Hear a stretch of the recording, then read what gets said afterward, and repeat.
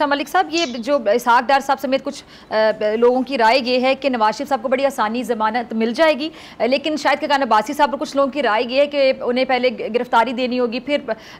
जमानत मिलेगी अदालत से। तो क्या समझ आती है आपको कि गिरफ्तारी उनके अमल में आ सकती है नवाज शरीफ साहब की वापसी पर?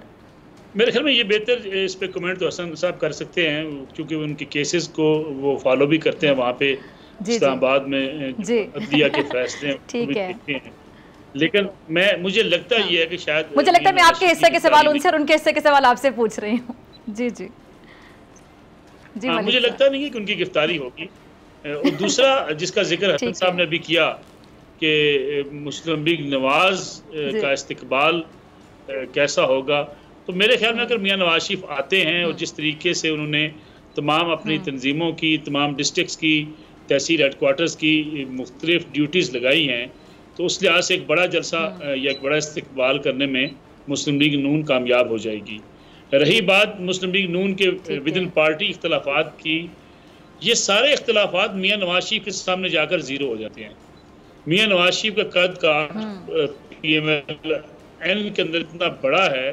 कि अगर मरीम नवाज और हमजा शहबाज के माबैन दूरियां हों या उनके दरमियान इख्तलाफात हों या अगर हमजा साहब एक्टिव ना हों, तो मियां नवाज शरीफ जब मौजूद होते हैं तो मेरे ख्याल में ये सारी चीज़ें फिर पस से पुश डाल दी जाती हैं। इसी तरीके से जो मुस्लिम लीग नवाज लाहौर की क़यादत है, मरीम नवाज साहबा का फैसला है, सैफ खोखर साहब को लाहौर का सदर बनाया गया है। रिजर्वेशंस हैं PMLN के अंदर, हमजा शहबाज शरीफ साहब भी रिजर्वेशन रखते हैं,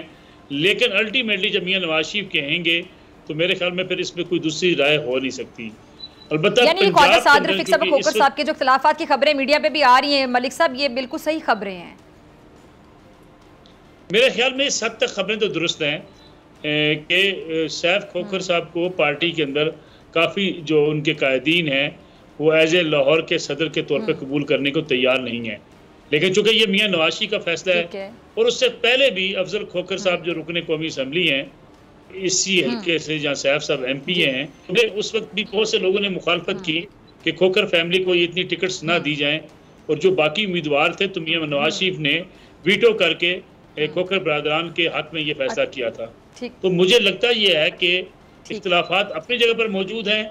लेकिन मरीम नवाज और मियां नवाज शरीफ की अशीर बात बहरहाल खोखर बरादरान को हमेशा से रही है और अब भी मौजूद है। अब किस हद तक वो इंटरटेन करते हैं हमजा शहबाज साहब की या साद रफीक साहब की या पार्टी के दीगर कायदीन की मुखालफत लाहौर के सदर के हवाले से, जो बाज़ार लगता है मुमकिन नहीं होगी,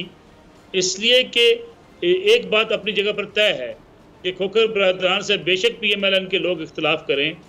जो अमीर मकाम साहब KPK के अंदर अपनी ज़ाती हैसियत से एक बड़ा जलसा कर सकते हैं, ऐसा ही खोखर बरादरान अपने हल्के के अंदर PMLN का जलसा जो है वो एक बड़ा जलसा कर सकते हैं। तो ये उनकी क्वालिफिकेशन है जिसको मेरे ख्याल में इख्तलाफात फिर साइड पर रख दिए जाते हैं। ठीक है मलिक साहब, इंतखाबात कब देख रहे हैं आप और क्या लगता है आपको कि कोई 2/3 मेजोरिटी ले सकेगा या जिस तरह की सूरत हाल आपके सामने कि मखलूत हुकूमत ही आपको नज़र आती है, सीट एडजस्टमेंट होगी डिफरेंट पार्टीज़ की, क्या देखते हैं आप आगे? देखिए, इंतखाबात 28 जनवरी को होते हुए दिखाई देते हैं और ये अगरचे पंजाब के अंदर मुस्लिम लीग नवाज का कोई मद्दे मुकाबल नहीं है, PTI वोट बैंक रखने के बावजूद लीडरशिप से महरूम है और उनकी लीडरशिप जो है या मुकदमात का सामना कर रही है या मफरूर है या कुछ जेलों के अंदर बंद है। लेकिन मेरा ख्याल ये है कि पीपल्स पार्टी सिंध के अंदर भी इसी पोजीशन के अंदर है और KPK और बलूचिस्तान के अंदर भी हालात जो मिक्स किस्म के हैं, तो लगता नहीं है कि कोई एक जमात मुकम्मल तौर पर हुकूमत बनाने की पोजीशन में होगी, किसी न किसी अलायंस के साथ ही हुकूमत बनती हुई दिखाई देती है। मखलूत हुकूमत ही आपको नजर आती है? जी, मखलूत हुकूमत। अगर आपको ये वीडियो पसंद आई तो सब्सक्राइब करें और बेल आइकन पर क्लिक करें। सब्सक्राइब करें और बेल दबाएं ताकि कोई खबर रह न जाए।